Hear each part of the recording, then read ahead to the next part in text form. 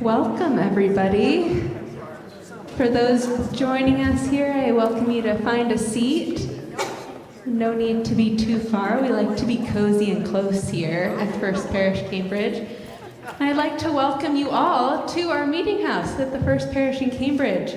My name is Reverend Sophia Dosher. I'm the assistant minister here at First Parish, and it is really my pleasure to welcome you all and to be with you this evening after such a beautiful day.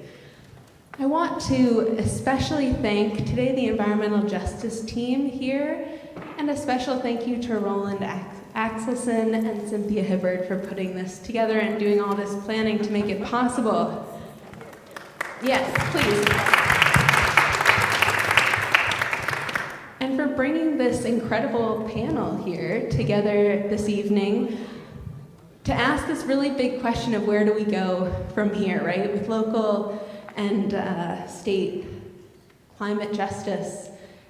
This is a big question that we actually talk about a lot here in this meeting house. So it's fitting to continue the conversation and to invite a broader community into that conversation with us.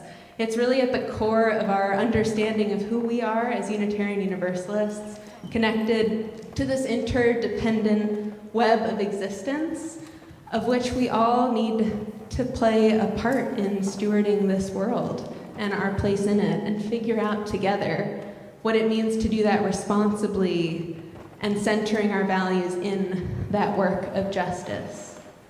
So it's so good, again, to be with you this evening at our meeting house, a meeting place of ideas, and tonight we'll get a lot of wonderful ideas. And I hope that, and I'll welcome Cynthia Hibbard up to invite and introduce our amazing panel. Thank you, Reverend Sophia. Greetings, friends. This is such a great group and wonderful community. I'm really delighted that you're here this evening. I would, I guess, is Representative Marjorie Decker here? I don't see her. Not yet. Not yet. Okay. Well, she will be, and it'll be an honor to have her. So this evening, I just wanted to give you a sense for the format. We will have a panel discussion, which I'm really looking forward to, guided by Miriam, who will be our moderator for about 45 minutes to an hour. At the end, we will have an audience question and answer. So, please save your questions to the end. There will be an opportunity to ask them. And then we also have participants on Zoom with us, and they will also get an opportunity to ask questions. Please put your questions in the chat, and then Grace will read a few of their questions at the end. If you're looking for a restroom, it's through that doorway over there and around the corner. Then let me get to the introductions. So we're very thrilled to have this great panel with us this evening. We have Undersecretary Katherine Antos. She is the Undersecretary of Decarbonization and Resilience at Massachusetts Executive Office of Energy and Environmental Affairs. She leads efforts to achieve net zero greenhouse gas emissions by 2050. Yay! And to equip people, environment, and infrastructure to adapt to climate change. Undersecretary Antos previously served as the Deputy Executive Director for Planning and Sustainability at the Metropolitan Area Planning Council, where she oversaw planning and initiatives to advance a more resilient Greater Boston region. She also received regional and national awards for her previous roles as Senior Policy Advisor and Branch Chief at Washington, D.C.'s Department of Energy and Environment and at the U.S. Environmental Protection Agency's Chesapeake Bay Program Office. So welcome. Welcome, Katherine. Julie Wormser is Cambridge, Massachusetts' first Chief Climate Officer. She and her team work across city departments to eliminate fossil fuel use, also by 2050, ensure our people, thank you, yes, and places are prepared for extreme weather and lower the bar for other communities to do the same. Before joining the city, she worked for the Mystic River Watershed Association, where she co-founded the Resilient Mystic Collaborative. Since its launch in 2018, the 20 community effort secured nearly $140 million to pursue regional climate preparedness projects. As executive director of the Boston Harbor Association, Julie was instrumental in drawing attention to Boston's need to prepare for coastal flooding for extreme storms and sea level rise.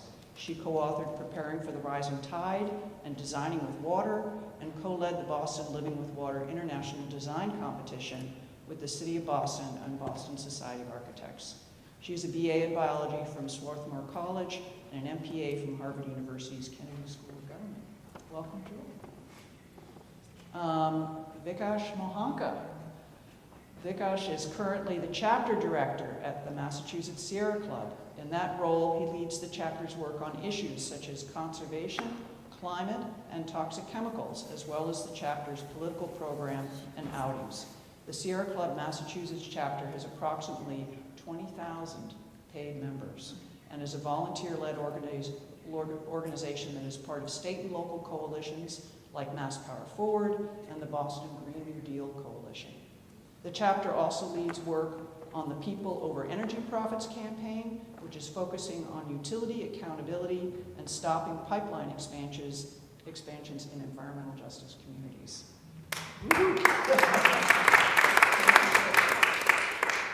And Miriam Wasser. Miriam is a senior reporter at WBUR. She is part of the climate and environment team and tends to cover energy and climate policy. Before coming to BUR, she was a staff writer for the Phoenix New Times in Arizona. Her work has also appeared in Boston Magazine, The Atlantic, Narratively, Dig Boston, and The Big Round Table. Miriam holds a master's degree from Columbia University's Graduate School of Journalism. So thank you all, and I turn it over to Miriam.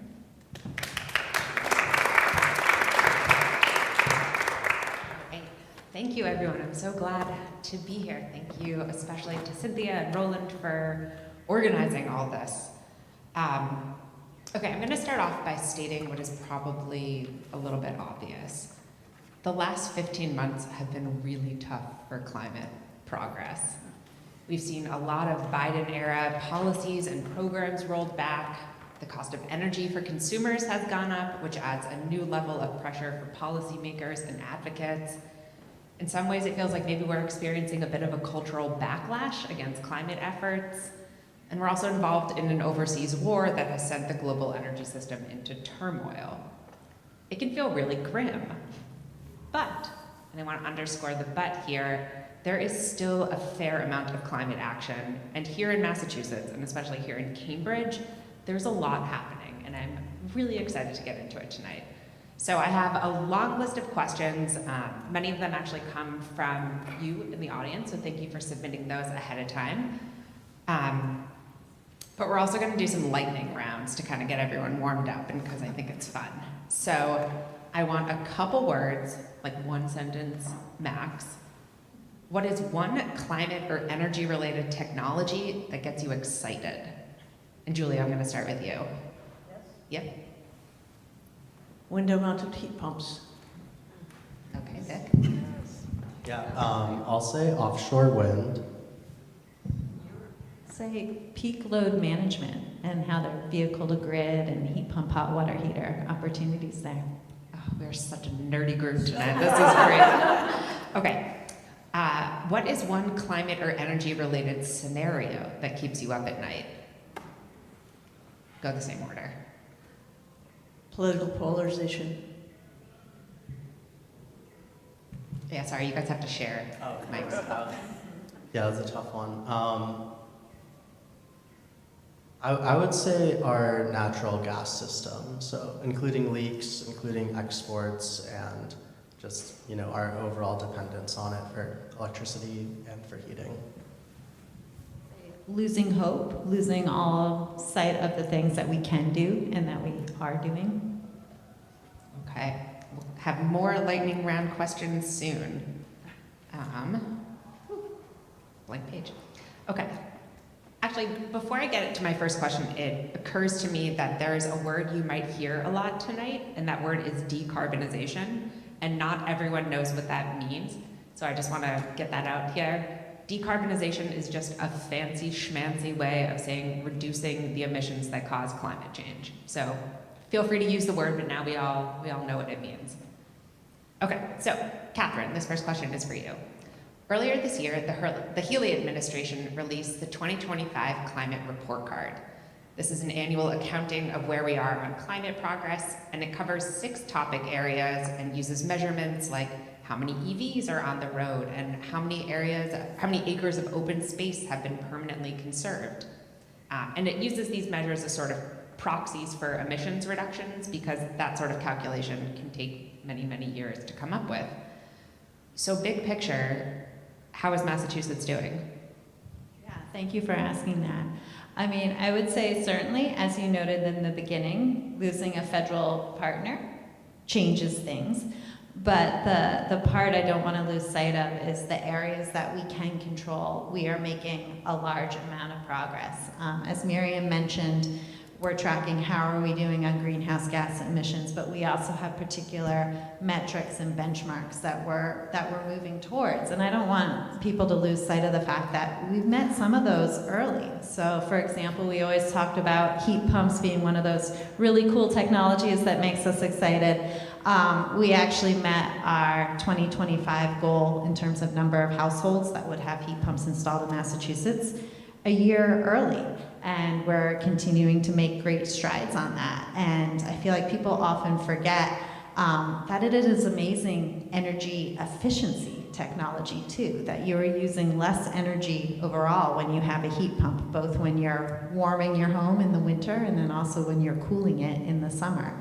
Another area where we've made great progress is with our EV charging. Now, I would say you can certainly see the impacts of the federal government when you look at our EV adoption rates. I mean, 2025 compared to 2024, there were 20% fewer new electric vehicles that hit the ground. And when did that change happen? That happened from October to December, when the federal tax credit expired. So yeah, elections matter and federal actions do matter.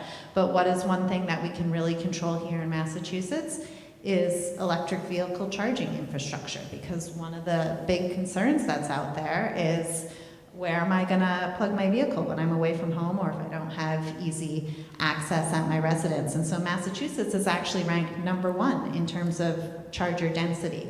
And in 2025, we released our second assessment of how we are doing with building electric vehicle charging infrastructure, and that really focused on where can we make the greatest impact in terms of stretching our dollars. Where does it matter most in terms of adding in additional charging infrastructure? And so I'm really excited that we're getting to work on that. Other areas where we've made good progress to support our goals is we now have a heat pump rate, because we knew one of the challenges, I see nodding heads, is when... Do you want to explain what the heat pump rate is? Yes, is when it changes your electric rate. So if you have a heat pump, you are now paying less per kilowatt hour for the electricity that you consume in those winter periods. And that is not costing other ratepayers anything. Why did we do this? It's because we knew that yes, in Massachusetts, our electricity rates are higher, and yes, for some residents, when they're transitioning from natural gas over to heat pumps, their overall utility bills were going up, even though they were using less energy overall, and they're reducing greenhouse gas emissions. So what did we do? Our Department of Public Utilities worked with our major electric utilities across the state, and now they all have heat pump rates to address that. So that's just the kind of solution where we know what we want to see more of, understanding what are the different challenges that are out there, and seeing what we can do as a state to continue to support that transition. 2025 was also a tremendous year in terms of us doing more in terms of how we can support communities in building resilience to a changing climate as well. And I'm guessing there might be some questions about what are some of the major legislative initiatives that we have underway to support those goals. So I won't go into detail on that now. But overall, 2025, yeah, it was a hard year to take climate action. But on the things that we can control, we made some great progress. And we're continuing to push forward. We're seeing what's happening with the federal government, but we're also seeing, okay, so where do we pivot? Where do we adjust? Because we are still absolutely committed to climate action and continuing to move forward. Okay. So Julie, I have a lot of Cambridge-specific questions for you, but first, given that most of your career has been in resilience and conservation, I wanted to see if there's anything you wanted to weigh in on the 2025 report card. In particular, there's a whole section about climate resilience and conservation. I mean, one of the fun things from going from being a nonprofit advocate for 35 years to then going to the city is like, I get to lobby myself. What should I do? Well, you should do this. So I am that opinion person, so which is a joy. And actually, I just want to flag, now that I'm climate chief, Katherine and I talk all the time. And it's really to understand, like, what can one do at a statewide level that will help leading communities move things forward? And of the statewide policies, what are the unintended consequences that we can fix, like now that they are on the ground? So, you know, what I would say about the state report card is, when the report card was set up, we were running a marathon with a little bit of a tailwind, and then it became a ultra marathon in a hurricane headwind, and yet they made progress, is how I feel about it. And so I cannot imagine doing this work in Texas. Well, Texas actually has a lot of renewables. In Louisiana or Nebraska, places where, or in Florida, where they're having these crazy major hurricanes and can't talk about sea level rise and can't talk about climate change. So the gift of being pushed by more progressive people in Cambridge, and then to be supported by a really supportive state government, like, what a gift. And to have two world-class universities, one focused on engineering, the other focused on law and policy.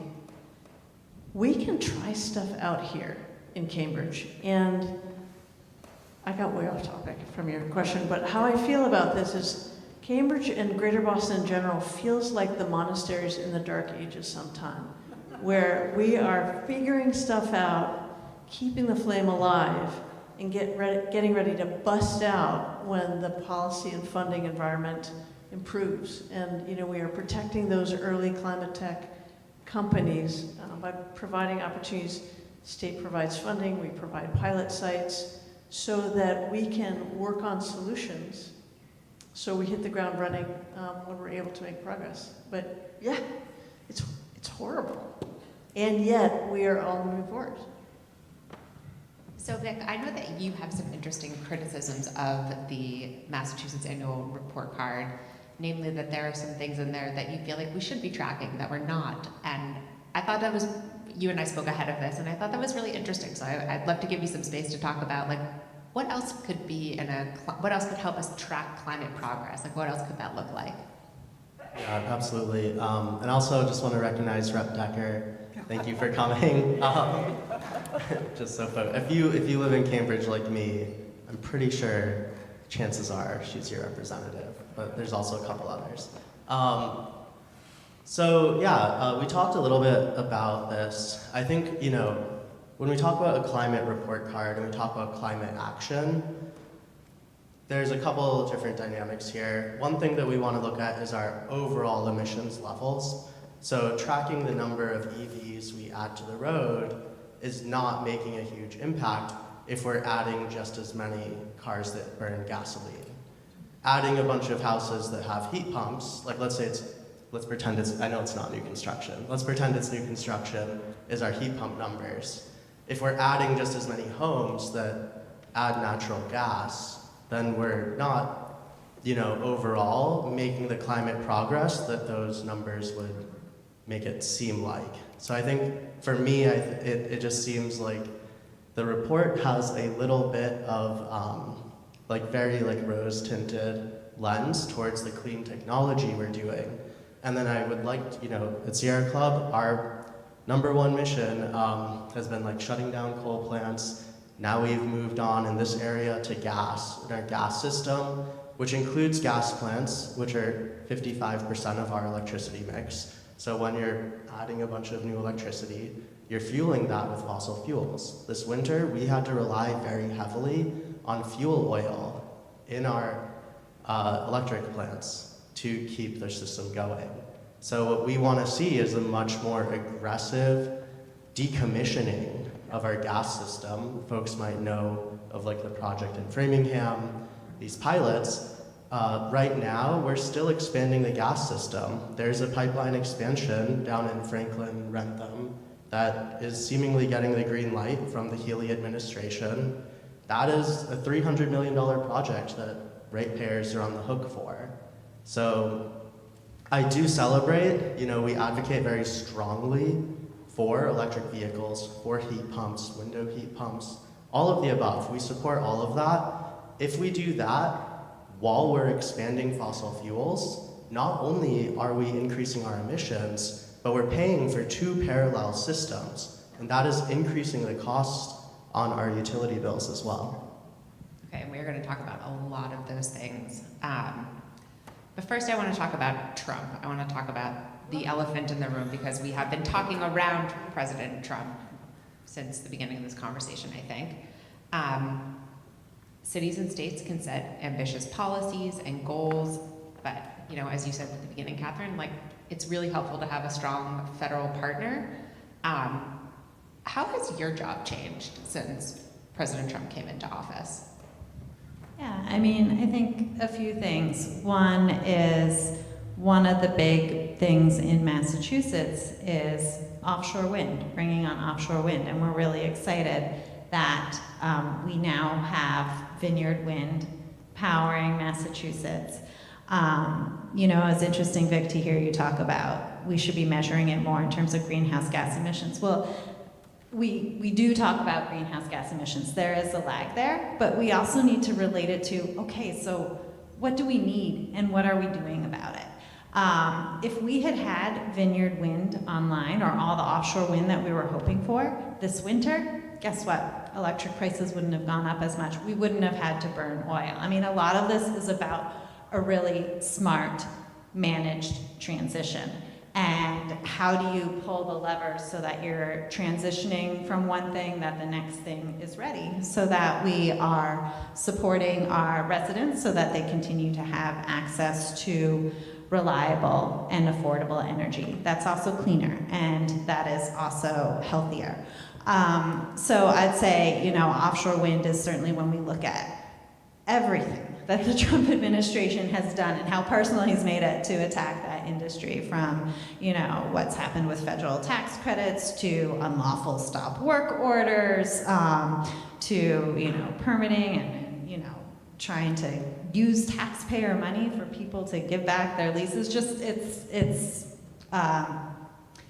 crazy. But but I will say in Massachusetts, okay, so that slowed some things down. But one, we still do have offshore wind powering our homes, and two, it's still going to happen here. Maybe it's going to take a little longer, but it's still going to happen. And a big part of what we're doing is, how do we manage through that transition? That is why we have an Office of Energy Transformation that's helped us thinking about, how do we do a smart, managed transition with natural gas and with our other sources of energy? How do we make the best use of infrastructure that we have? Because honestly, a big thing that is driving our energy costs is how much spending happens on distribution infrastructure. And a lot of that can be avoided if we manage transition smartly, also if we do more with energy efficiency. And so I would say the Trump administration, offshore wind is an excellent example of something that he's gone out and personally attacked. And it's extremely unfortunate, because it is homegrown, domestic source of energy that the prices don't get affected when you start a completely irresponsible war. And that's the kind of thing that we need more of. We need more wind, we need more solar, and we need to continue to work with our New England states work with ISO New England, our regional partner in this, to make sure that we are bringing those domestic, reliable, and clean energy sources online here in Massachusetts, and also bringing down that clean energy from Canada as well. And it's also really exciting that we now have hydropower coming from Quebec too. And so actually when you look at towards the end of the year, beginning of this year, where we now have hydropower from Quebec and then also Vineyard Wind, that's a quarter of our electricity in demand that is now being met by those two sources. And so that's the kind of thing that helps us move away from having to use oil, from having to use fossil fuels, and that's why we're working so hard to bring more of it here. I just want to say something too, that I think I see this a lot in like the comments of stories, or people, I get a lot of emails of people saying, why should we buy all of these electric appliances? Why should we go to heat pumps? Our grid is mostly fossil fuels. Isn't it, you're not doing anything, right? And I think you started to touch on that, but I think we should be explicit about it, that the goal is two-pronged and two things need to happen simultaneously. And correct me if I'm wrong, but as I understand, the policy is we're going to electrify everything and we're going to clean up the grid at the same time. And it seems like what we've seen in the last year and a half is that second road has gotten a lot bumpier, and that doesn't, if I hear what you're saying, it doesn't mean we pull back on the first one. Exactly. You need to be doing both, and also, growing the grid, making sure it's clean. That's also critical to supporting the economic development and the housing that we want to see here in Massachusetts as well. So it truly is a linchpin. I do appreciate you brought up, electrification and heat pumps, and what does that mean in terms of overall energy use? Because we often get this question as well. And even if your electricity was 100% coming from a natural gas-fired power plant, you would still be using less energy overall if you switch to a heat pump, from moving away from, like a natural gas furnace. And that's because so much of the energy is just, one, lost when you're burning that natural gas to make the electricity, and then two, in the transmission and distribution infrastructure to get it around. And then three, how a furnace works is, it's burning the natural gas to then capture some heat, but not all of it is heat. Whereas like what a heat pump is doing is it's really leveraging the energy in the ambient air or the ground around it. So really it's 4 times more efficient. And so just how much more efficient it is at heating means that even if your electricity is coming from fossil fuel sources, you are still using less fossil fuels, and so you're still making strides by making that transition from a furnace over to a heat pump. So that's something that we get confusion about, of should we care less about electrification right now?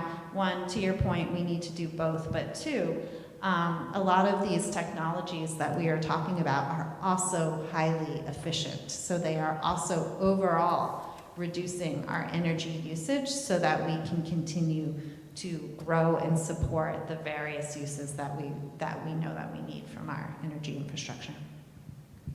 Okay, this is a question from the audience.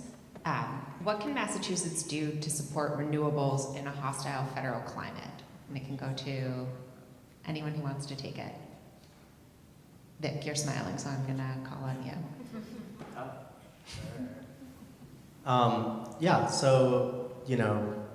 Just from a governmental standpoint, Massachusetts, we have a lot of leeway over our energy policy.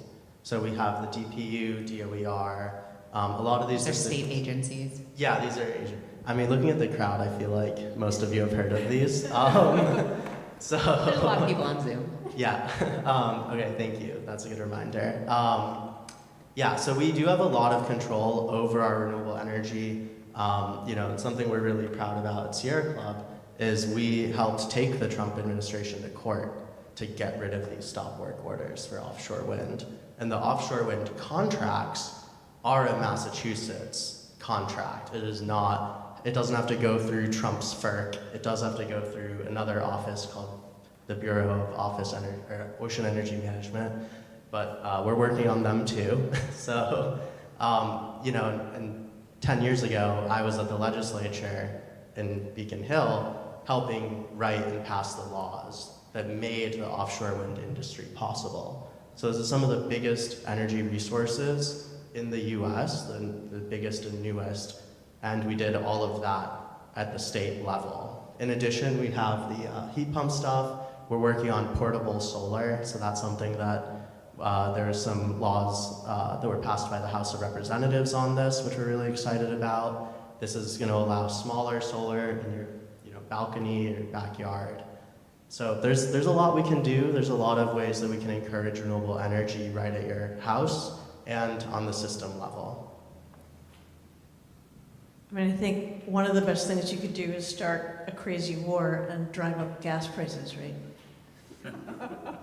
I mean, I think a lot about, coming from a government, studying government as a background rather than engineering, I think a lot about, like, what does this look like in 10 years, not in 10 months? And I think that it was very hard to sell clean energy when it was a lot more expensive. Solar has gone way down, batteries have gone way down, fossil fuels are only going up. And do you keep rebuilding? And our infrastructure is really old. So as we are at a crossroads in Massachusetts, what's the best thing we can do? Build more electrical infrastructure, build less gas infrastructure, and everything will follow. I don't think we're at the beginning of the end of this era, but I think we're at the end of the beginning of this era. And I think there are moments like under the Biden administration, particularly the second half of the Biden administration, where we were all sprinting to bring in funding. We're not sprinting to bring in that much funding right now. This is the opportunity for us to talk with communities to say, what do you want to see out of these huge investments? What are you worried about with these huge investments? This is a great opportunity to learn from other communities and countries what actually we should, rather than hurtling into something where we have to write a grant proposal next week, we actually have the opportunity to learn right now from countries that are not as broken in the moment. And so I think the combination of very high oil prices and when will they go away? I don't think they're coming back down particularly. And the combination of this summer we're expected to have a super El Nino, which is really serious, that we will have a lot of disruptive hot weather, including here. It's hard to sort of ignore that forever. So I actually am more worried about things that we can control, like hope, and losing hope. And that actually blocks us more than what the federal government is doing right now. Interesting. Vic, I want to ask you the same question that I just asked Katherine a minute ago, which is, how has your job changed since Trump took office? I mean, I also imagine you hear from a lot of constituents or a lot of members who are either like totally fired up and are like, what can I do? And others who probably say, like, I can't get out of bed. This is so awful. What are how has your job changed and what are you telling people? It's really interesting because it's, for those of you who are in the climate movement, back in, 2016, we were expecting this to, for some reason, be like 2016, and it has been nothing like 2016. That was one that did surprise me. What do you mean by, what was 2016 like? So in 2016, I think there wasn't a Project 2025. So there was this kind of like bureaucracy that I don't think Trump instantly got rid of and replaced with his own people in the federal government. There was a huge response from what I would just call like liberal America. The Sunrise Movement, you might remember that was all of that stuff in 2016. And I think this time around, that did not happen. It has been like the movement has been struggling to get out of bed as a whole, not just individuals. And I do hear that a lot. And the differences have been wild. And, before Trump got into office, I was spending half of my time on the Inflation Reduction Act policy. How are we going to get that out to communities? You know, which people are going to spend which money? We had local groups here in Massachusetts who are getting, we were like numbers that I've never heard before. So nonprofits who were suddenly looking at millions of dollars, tens of millions of dollars. How do we get that out the door? And you know, Julie talked about like, hurdling or you know, moving really fast, but we didn't move fast enough to actually use the money from the IRA. So I think there was like this optimism, but also this sense of if we don't actually get those tangible gains under Biden, and it's just plans, then we're stuck with Trump as president and a pile of plans this high, and they're all canceled. So like it's kind of like our worst fear is like we did the planning part, but when it came to actually do the thing, then we ran into like this, you know, deranged madman who's like, I'm just gonna take over the Supreme Court and ruin this place with Mike Johnson. So yeah, it's been a whirlwind, and the offshore wind stop orders have been absolutely devastating. We had a lot of our partners come to us and say, stop talking about it. You know, the companies, the people working on the projects were like, we're just gonna stay quiet, we're gonna stay under the radar. My members were saying, let's not say the word climate anymore, let's be careful about environmental justice, like woke is dead. All of these things came out, so it did feel like this big cultural backlash. And I think something that's been interesting is all the folks in, you know, Cambridge Mothers Out Front and others I talk to are like, no, let's keep talking about climate. Like, we're still in this 200%. So, you know, I think it's made very clear how different, you know, what's happening in Washington, what happens in the news is, versus where the people are around us, especially in the Commonwealth, and especially in Cambridge. Yeah, can I just clarify two things really quickly? I just realized that my job as the moderator is to make sure everyone understands everything that we're talking about. When we talk about the IRA, or the Inflation Reduction Act, that is President Biden's signature climate law that was passed in 2022, just poured billions of dollars into all sorts of climate and resilience and clean energy programs all over the country. President Trump's One Big Beautiful Bill Act repealed a lot of that. And then the other thing I just want to bring up is we've talked about the offshore wind stop work orders a few times. So we've had a number of attempts by the Trump administration, or successful attempts by the Trump administration, to hit pause on construction and projects. There are 5 projects under construction off the US coast. Every single one of those has been overturned by the courts, but it still costs millions and millions of dollars and is devastating to workers who suddenly don't have income for however long until an injunction comes down. But yes, Julie, go ahead and add. The other thing I would say, and again, there's no silver lining to this administration. It's pretty awful. I think looking more broadly than Cambridge and Massachusetts and even DC, so we have just lost our reputation of the United States as a reliable world leader. And then you say, what does that mean? For a lot of things, but also what does it mean for climate? I think for us, we lost a huge amount of wealth in that solar panels are going to be made in China. You know, cheaper electric vehicles are going to be made elsewhere. One of the things we've lost as a country is our ability to do big things. We won't lead the climate tech, likely won't lead the climate tech revolution, but it will still happen. It may actually happen faster outside of the US, because we have gotten in our own way over the last generation, whether it's anti-science or difficulty permitting things or lowering taxes.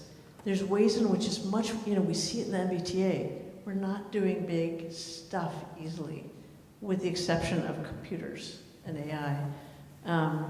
So it's going to be really different. I think this country is going to be a lot poorer for it. It doesn't mean that energy transition won't happen, and maybe it could happen faster. with other leaders who are either clear about the profit focus, like China, or clear about social democracy, like Northern Europe or parts of East Asia, or out because it's cheaper, like in less industrialized countries where like I'm going for solar because I can't trust the grid anymore. So we have lost our ability to persuade and probably to lead technologically, except for pretty high tech stuff. But I don't know that we're going to go slower worldwide because of what's happening. It's really an own goal, but I don't think it may speed things up. In fact, I think offshore wind is like a really good microcosm of that too. I remember having a lot of conversations with Biden administration officials early on where they would say, listen, our push for offshore wind is yes, a clean energy move. It is yes, so states like Massachusetts can revitalize your port cities and create lots of jobs. But at its heart, it's an industrial policy. Like this is a play to bring manufacturing back and to not just do it to create our own turbines, but to dominate the world market. Because what we see happening is China is building tons and tons of turbines too, and we want to position ourselves as the country you come to if you're Brazil and you want to build a bunch of turbines. We want them to come to us, not to China, and yet we have just decimated all of that. Okay, now I feel the need to ask a lightning question to make us happy again. Okay. When you look at the state's climate and clean energy plans, a trend that you notice is that change starts off relatively slowly, but then ramps up rapidly. We are rapidly approaching that ramp-up period, if we're not already kind of in it. If you had a magic wand, what is one policy or action you'd take to help speed up progress?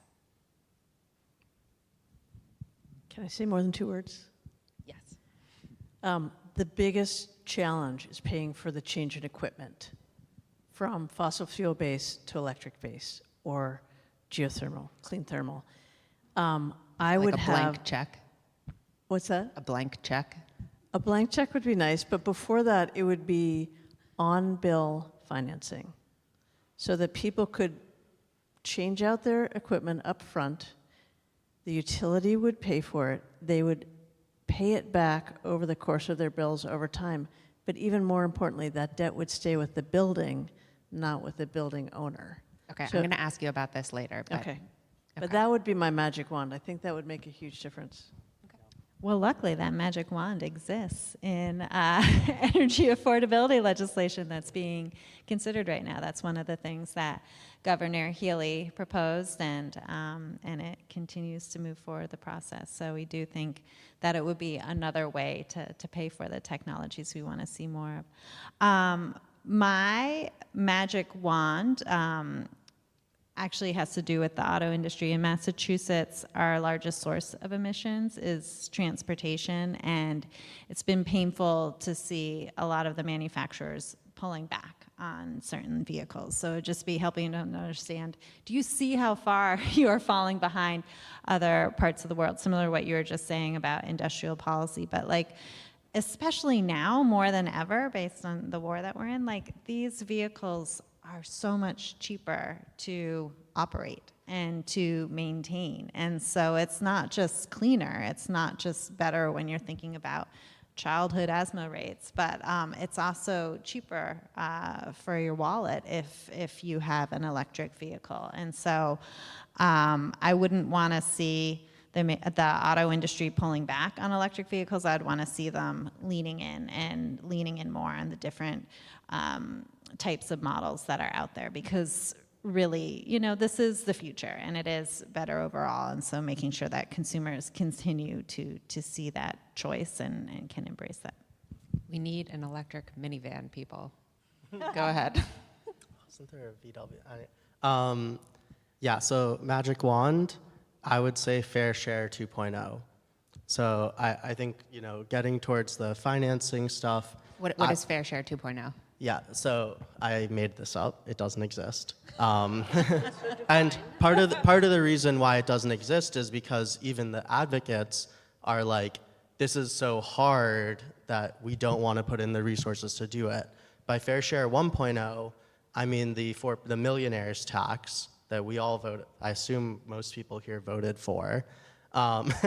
And that was the tax just on the portion of income above $1 million, which gave everybody in Massachusetts free school lunch, and it completely filled a deficit, a giant financial hole in the MBTA's operating budgets. Right now, what is on the table is a decrease from 5% to 4% in the state's income tax that's going to leave a, whatever it is, $5-7 billion hole in our state budget. We cannot make a transition. We can't do anything in terms of public policy if we are operating in an austerity mindset. We need to open up the resources, get more funding to provide things for people. Otherwise, right now, what we find is when we try to advocate for the transition, a lot of people will come back and say, well, oh, that transition is nice, but only rich people can afford it. Only rich people can afford alternatives or organics or EVs or whatever it is. And I think the way that we need to address that is not to just do EV rebates, although we did support the More EV program massively when it existed, but it is to make it so that we don't have such wide inequality. You know, I'll look at the black-white health gap or wealth gap. I also, most of my time as an advocate was spent in Worcester. And the number one concern is just how are we going to afford a place to live? Right now, there's no extra utility costs, there's no extra property costs if you own 5 houses in Massachusetts and 4 of them sit empty all the time and you live in one. That is housing that people could live in that just sits empty. We have so many resources like that, and we're not building things because of the funding issues we have at this state. So I think we need Fair Share 2.0. If you're a rich household, you're spending 0.1% of your disposable income on energy. If you're a poor household, you're spending 10 to 20% of your disposable income on energy. You are struggling to pick between energy, food, housing, all of those things. And that is not a society that is capable of transitioning to things. That is a society on life support.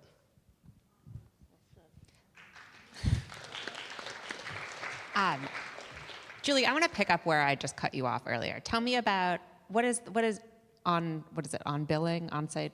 No. All right, what I'm talking. I just forget the term. Okay, so I use the term on-bill financing. On-bill financing. The actual term is even worse, so I'm not going to memorize it and say it. Okay, but let's pretend I'm a homeowner and I'm like, oh, I care about the climate and I want to go put in some heat pumps because I read WBUR all the time and I hear that heat pumps are what I'm supposed to do. I call Mass Save, they come do an audit, they're like, cool, here's a bunch of technicians. I bring some out, I get some quotes, and my mind explodes because suddenly they're talking about like $40,000 to $80,000 for this for my house. And I'm like, I can't afford that.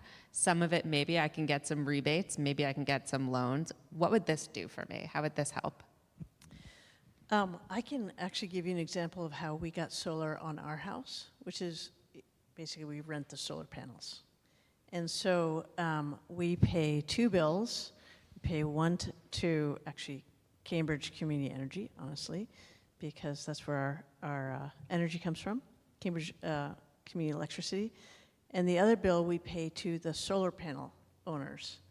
And because we rent the panels, they paid for everything up front. We had no money for the capital to put solar panels on. We have been paying them back for years at less cost than we're saving in electricity. So we're generating about $250 a month in electricity. We're paying about $70 a month. The idea behind on-bill financing is any of these things, whether it's insulation, heat pumps, solar, whatever the case, if it qualifies as something that has to do with energy efficiency or clean energy, you say, utility, sign me up for these things. The utility, presumably bonds or something, to pay for the upfront costs. And then, but the improvements stick to the building. So you can't take your insulation with you. You're not going to take your solar panels with you. You're not going to take a house-wide heat pump with you. And because you don't do that, if you know you're going to move within 5 years, you're not going to take on debt. But if the building itself takes on the debt, the next person who moves in and benefits from your improvement, they resume those payments.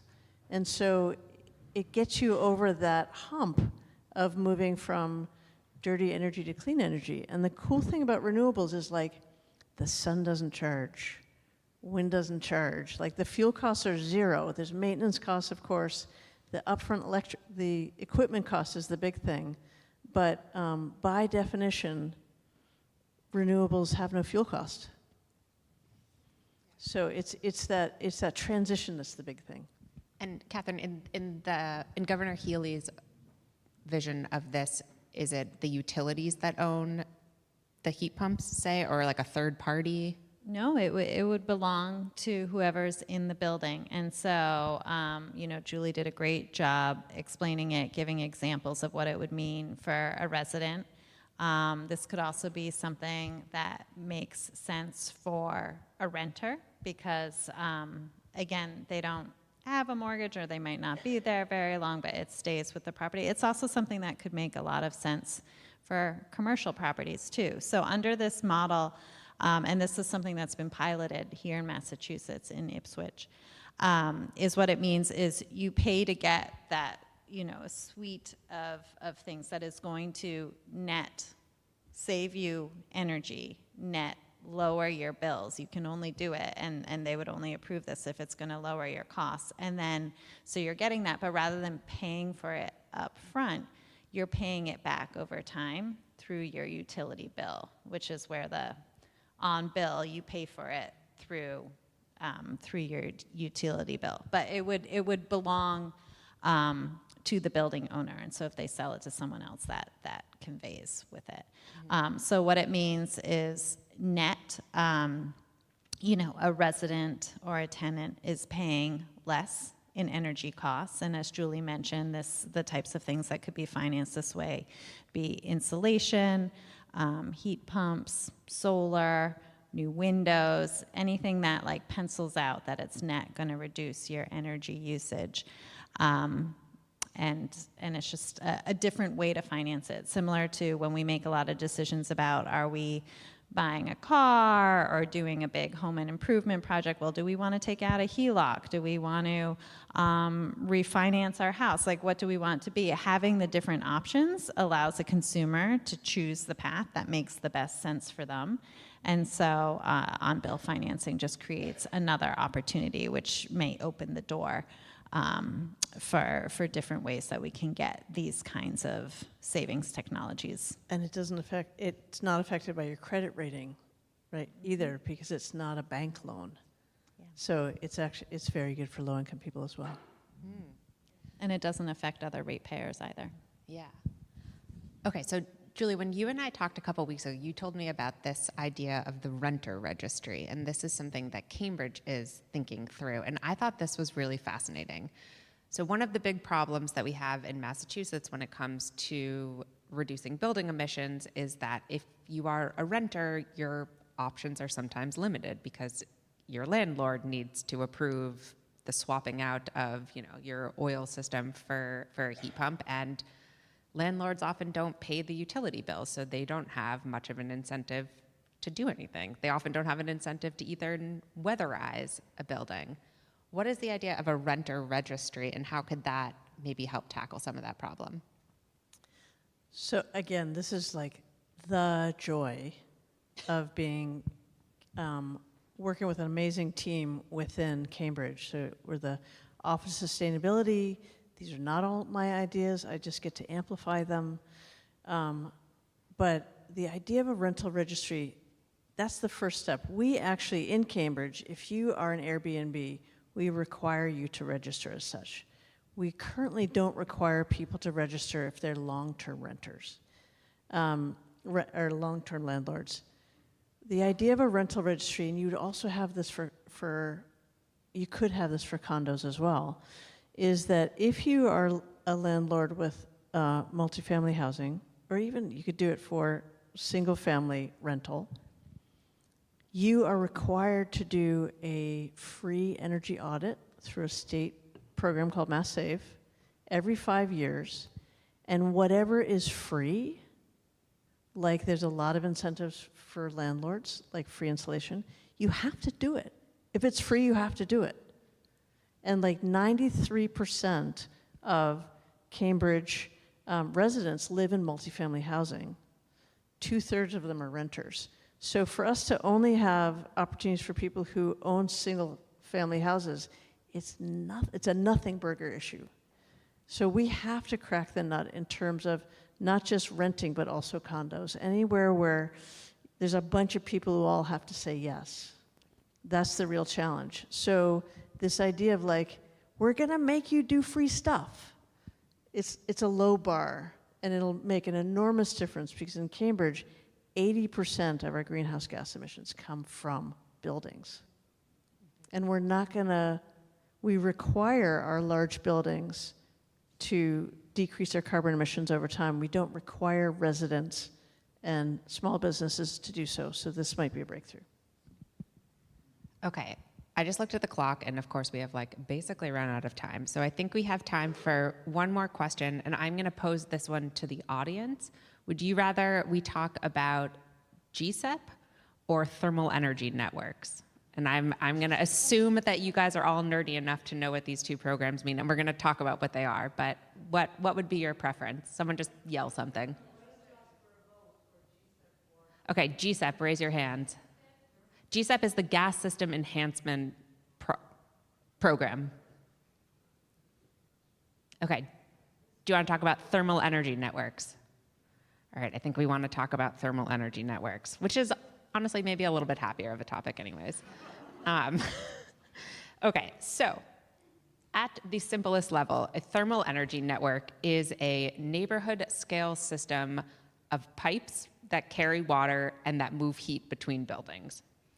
You're probably most familiar with the networked geothermal project in Framingham, if you're familiar with this at all, and that is basically a system that does that. It uses water-filled pipes to move heat around, and there's a ground source heat pump in everyone's house. That's the magic way it works. It sounds like magic, just imagine it's magic. And what it does is it enables you to electrify and decarbonize an entire neighborhood all at once, as opposed to going house by house by house. And there are economies of scale. There are really interesting utility models for how you could do this. But the broader umbrella of thermal energy networks is really, really big, and there are all sorts of things you can do. And so, Katherine, can you tell us a little bit about the Green Ribbon Commission and what some of the ideas are that the state, through Mass CEC and the city of Boston, are maybe going to start thinking about doing? Like, what are some cool ways we could get heat for buildings? Yeah, well, first, I just want to say I don't think I've been at an event before where it's, do you want to talk about GSEP or thermal energy networks? And everybody voted. So, yeah. So thank you for the description of thermal energy networks. And this is something that we know individual campuses are interested in. For example, MIT, looking at some of the universities here.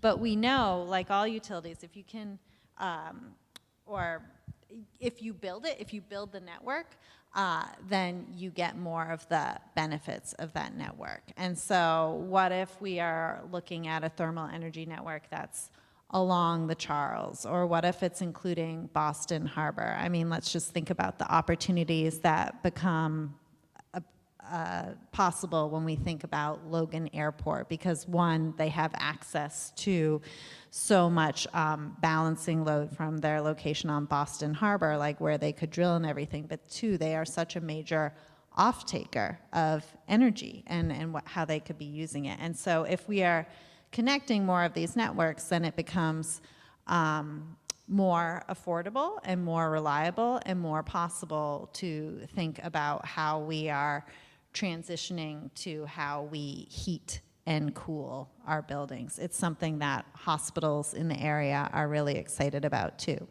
So the Boston Green Ribbon Commission, they are a group that includes universities, it includes institutions like many of our museums, it includes commercial real estate, so many of our big developers, and then also the city of Boston, the state are a part of it. And they organized a trip to Europe to say, hey, let's see some of these things in action. They brought along utilities too, and then we're like, hey, we want to do that here, but we need to explore a little more how that might work. Like, what are some of the best thermal resources in terms of going under the river, going under the harbor? Who are some of the best users of energy that we want to connect? How do we balance that correctly? And so they were very interested in how they could take that next step to think about what's possible here.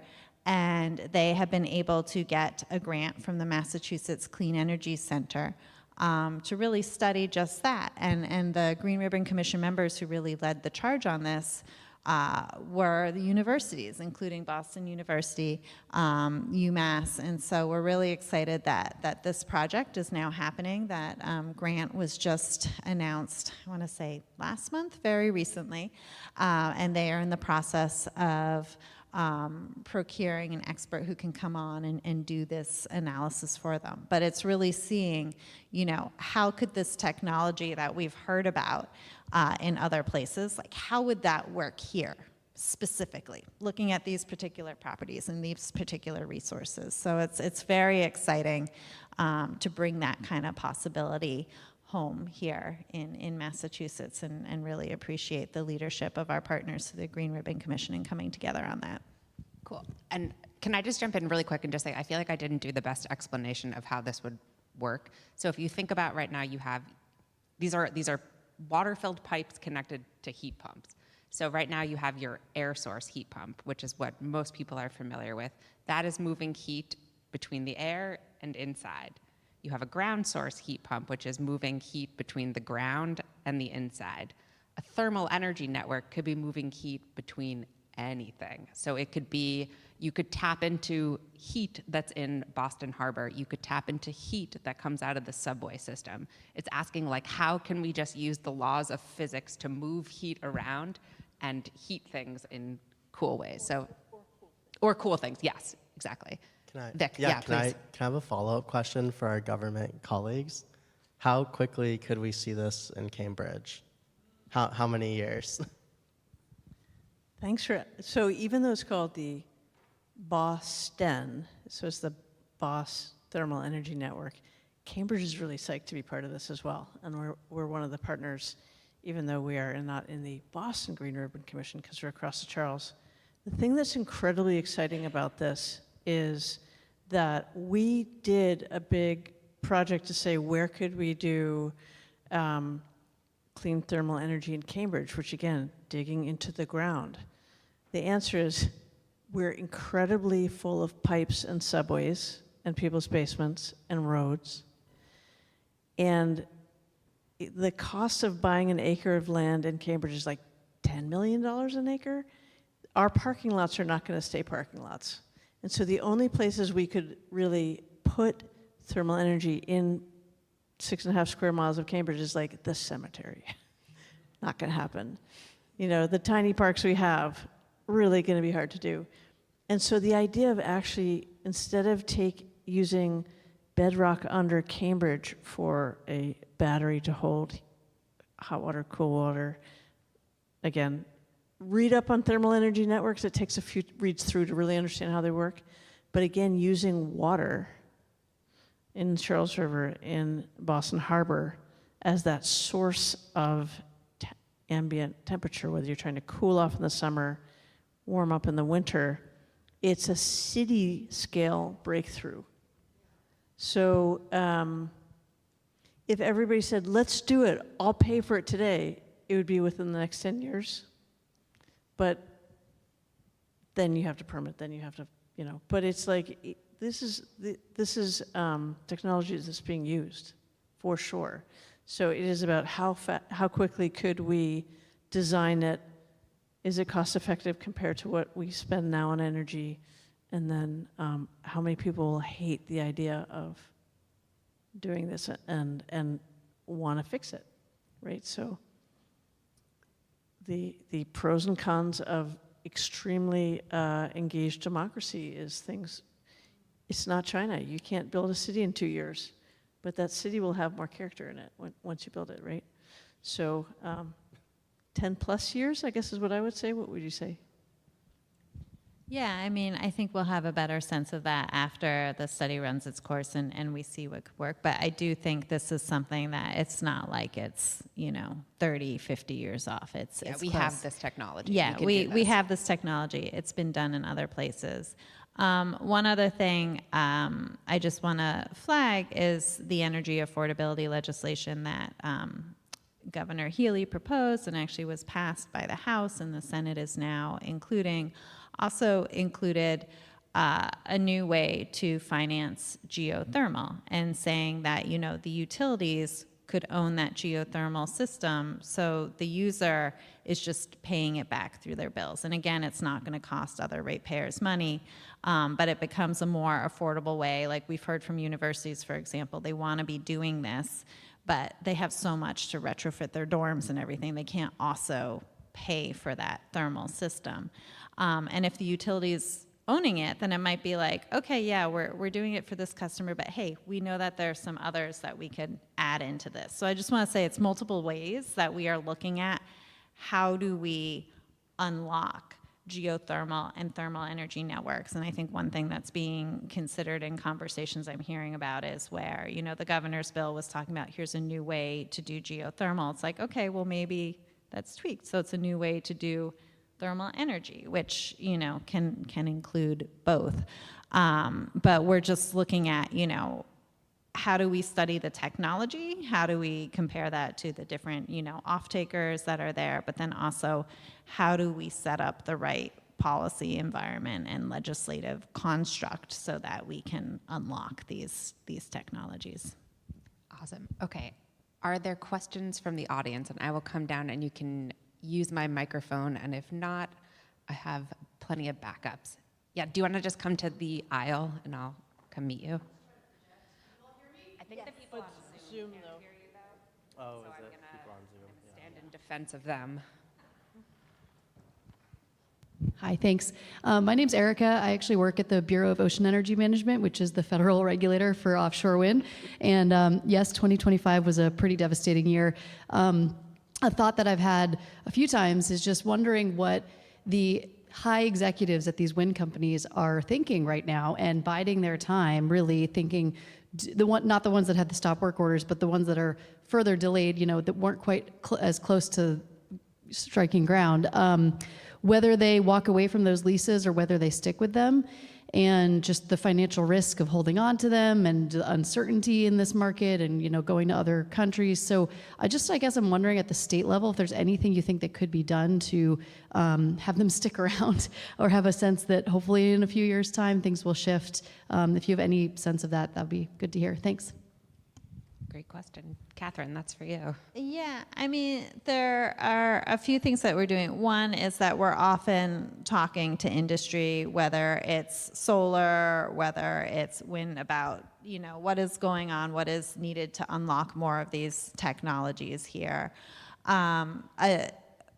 Pieces that we've been doing to make it easier to keep moving forward is working with our New England partners on how we do these procurements. And so that's going to mean, when there are new lease areas, we can be working as states together on procuring that energy, and then also we're working together on getting the necessary transmission infrastructure so that we can move it around.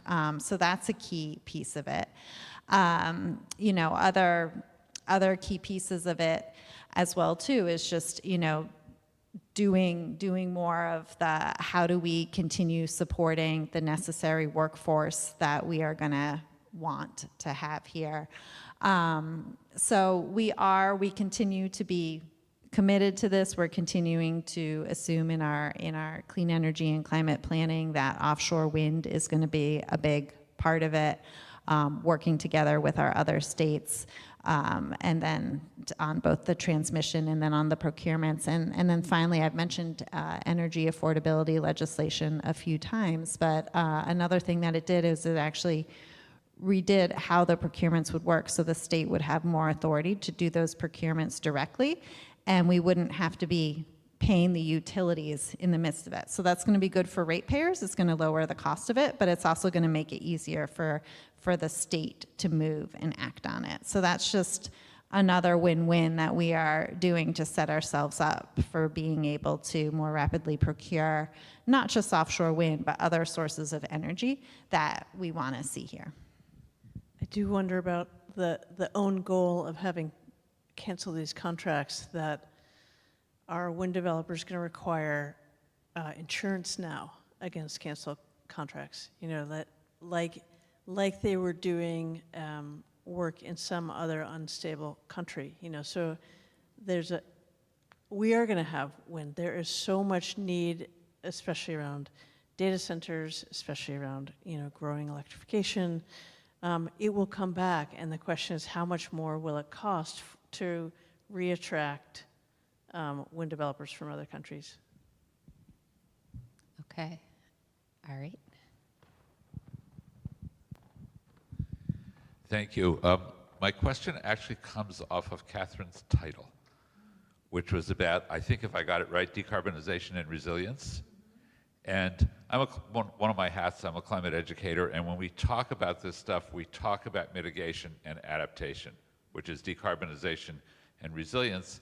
And one of the things we talk about is a term that actually comes from a Massachusetts person, multi-solving, which is, what are the solutions, this is my question, what are the solutions for any of you that we are pursuing, could be pursuing, should be pursuing, that address both pieces, the decarbonization and the need for resilience? Because, you know, whenever we can find things that do both, that's a win-win. But I'm curious about that at the local and state level.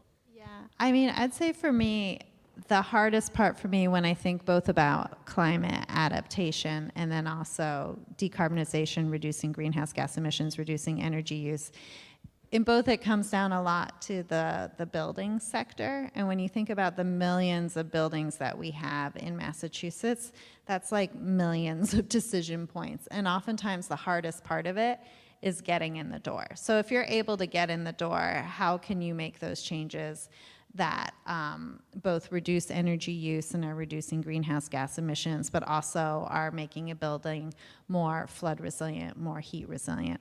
I would say the technology or the need that for me is most critical to both is heat pumps, in particular geothermal, because it is the most efficient, but air source heat pumps too.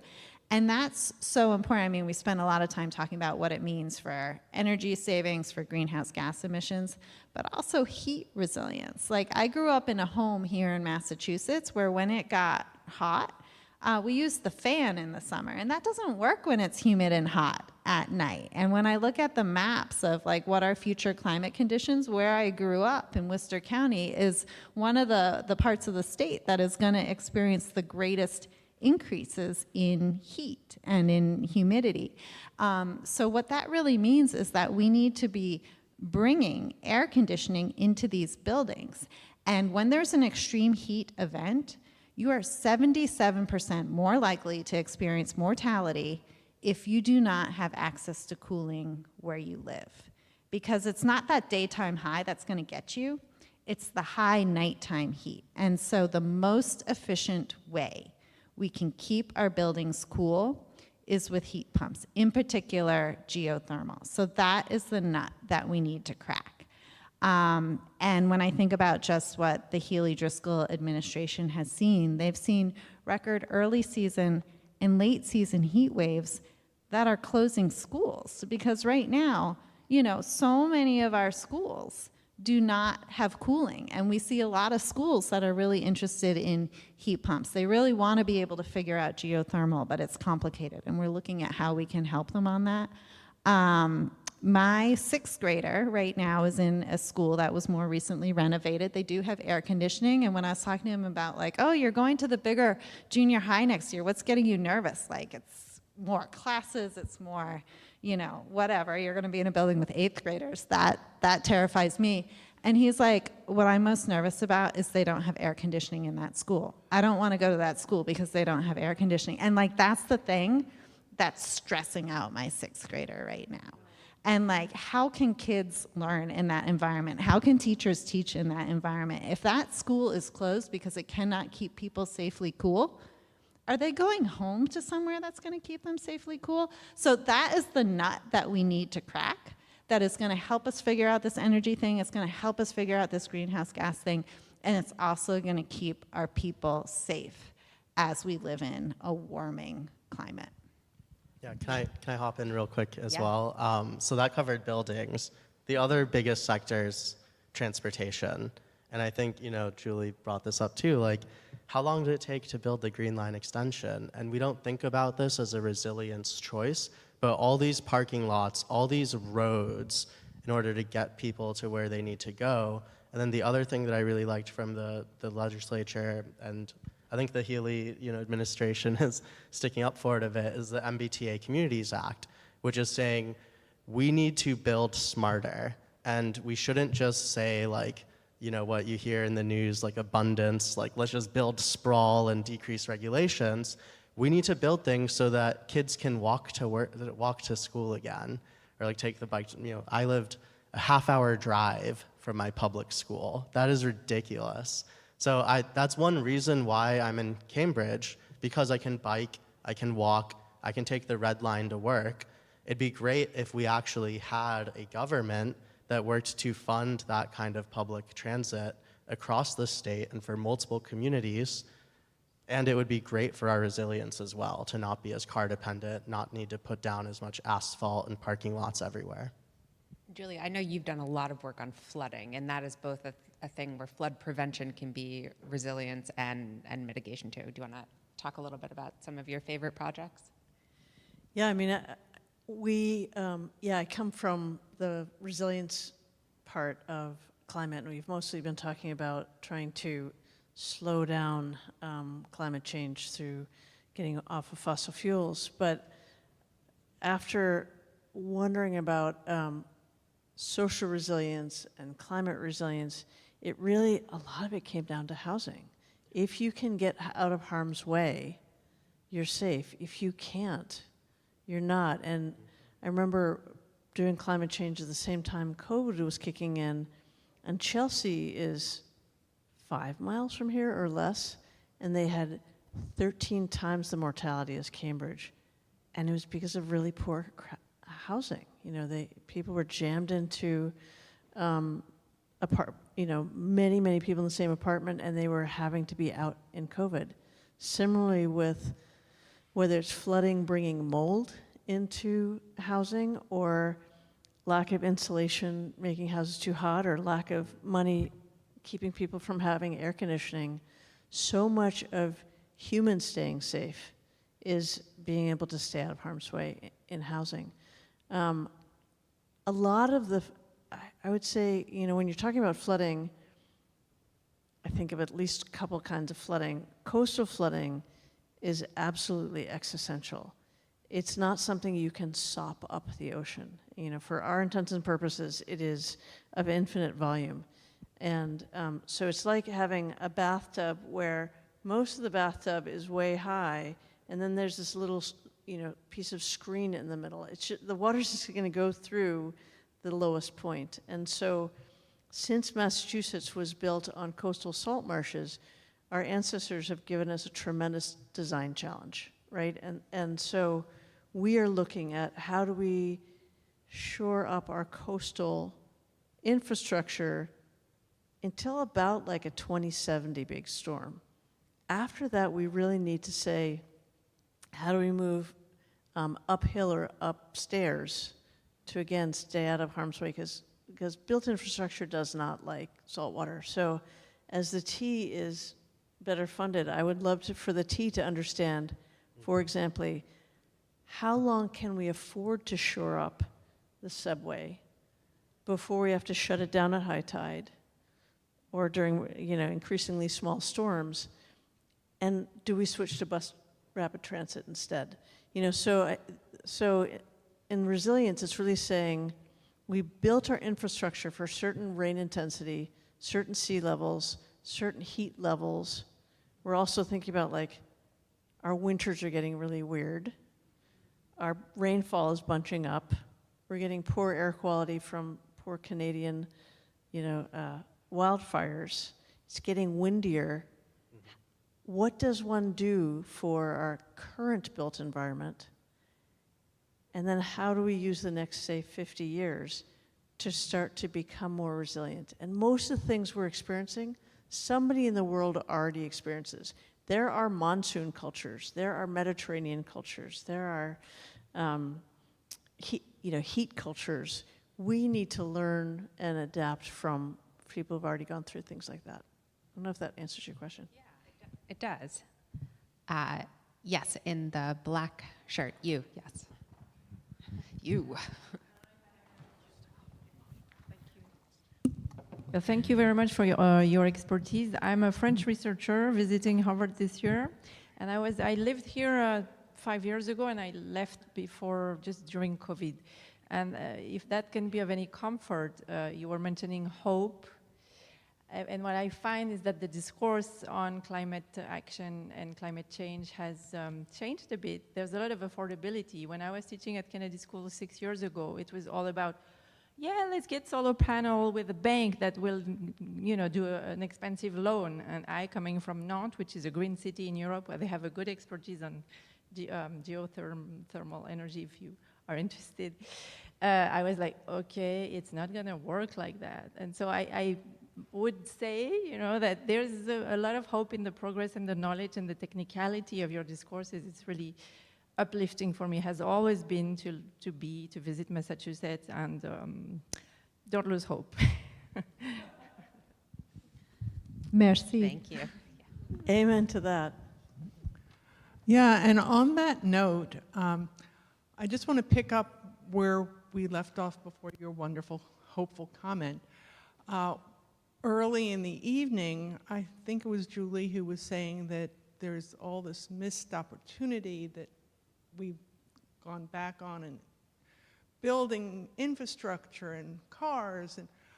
But I think Massachusetts, and especially Cambridge, has a real opportunity to be an information center, to do this research, to put together who's doing what, where, to be a center for climate sustainability, strategy, information, and we've got, and have community input in it. So I'm very hopeful hearing the three of you and thinking, yeah, Massachusetts really has a role.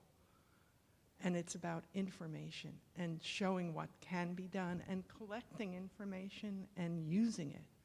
So we've got a global role here. And it makes me hopeful. That's how we feel about ourselves. Yeah. No. Does anyone have questions? Yes, in the red, and then I'll come to you after. Hi, everyone. My name is Paola, and I live here in Cambridge. We heard about big projects and about big goals.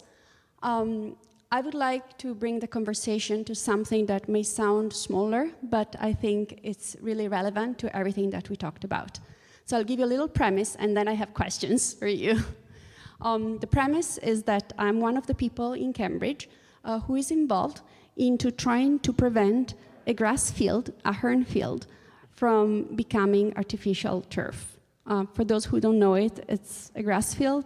People use it for everything. It's near a school.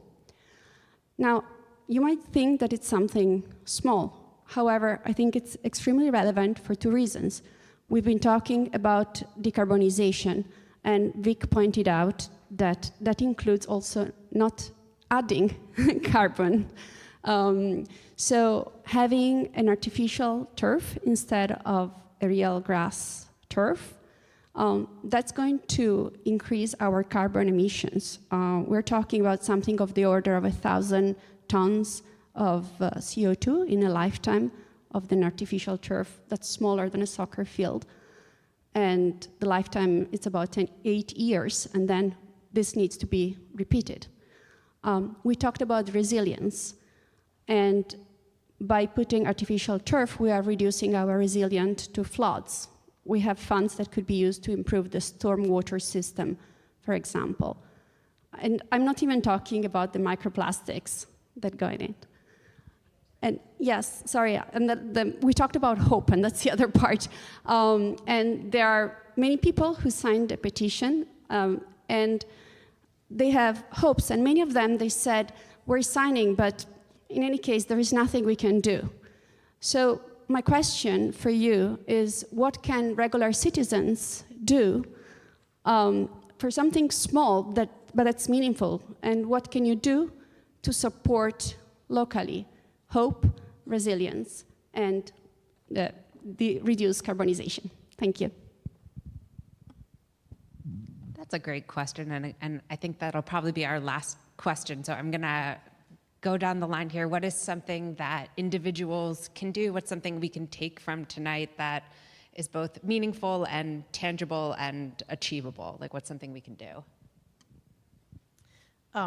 Specifically around Ahern Field, because I think I'm probably the only one who understands your question on that one, is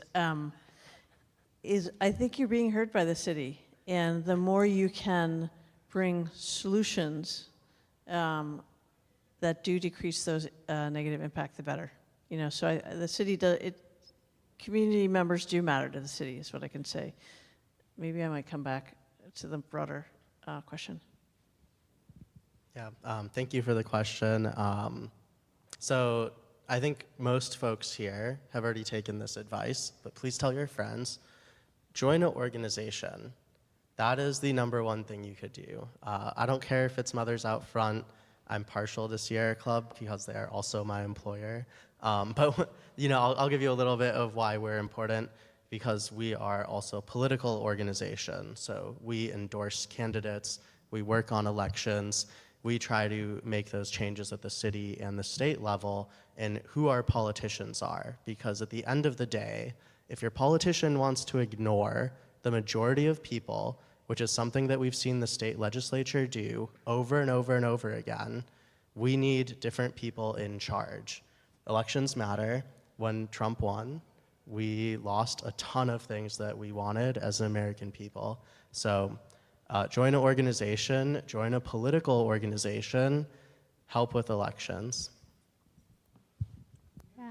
I think a couple things is, one, when you talk about hope, like, we all have power over things. We all have things that we can control.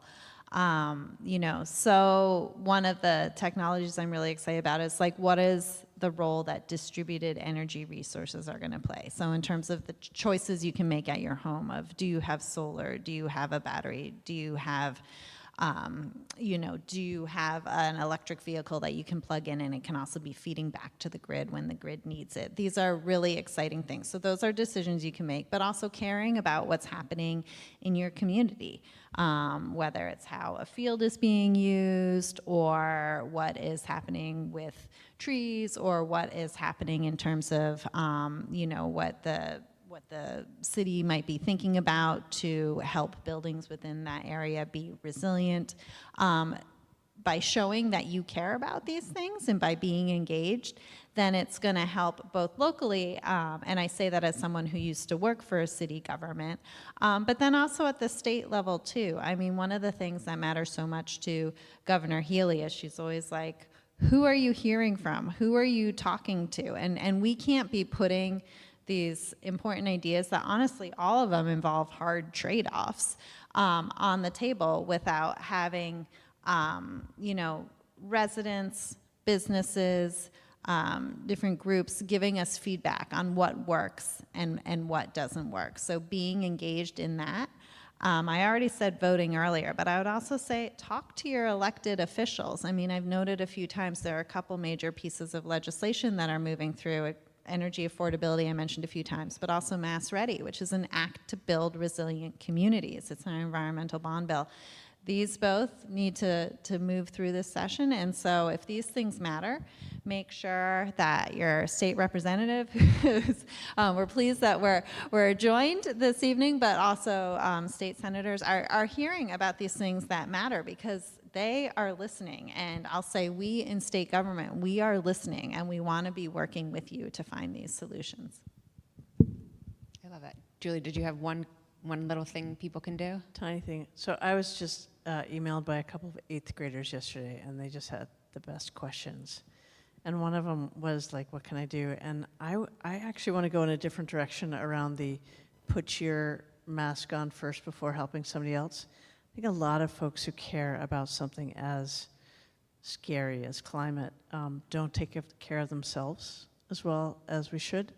And so what I would do is have a few more friends, save a little more money, have a few more skills, make yourself as resilient as possible as we move through this bumpy time that's not just climate. Center yourself as much as you can, and then go forward and do this work with some joy and neighborliness. What a perfect note to end on. Thank you. And I want to thank all the people on Zoom and also apologize because I did not take a single one of your questions. And if it makes you feel any better, I also had like 50 questions that I didn't get to. So we could do this all night, but we're probably going to get kicked out pretty soon. Julie, Vic, Katherine, thank you so much. This was a great conversation. Thank you all for coming out on a Tuesday night. And yeah, there we go. Yes, a big round of applause for our panelists. And I also want to thank our co-sponsors, 350 Mass, Sierra Club, and Mothers Out Front, all very, very graciously supported this event. Thank you all for coming and participating.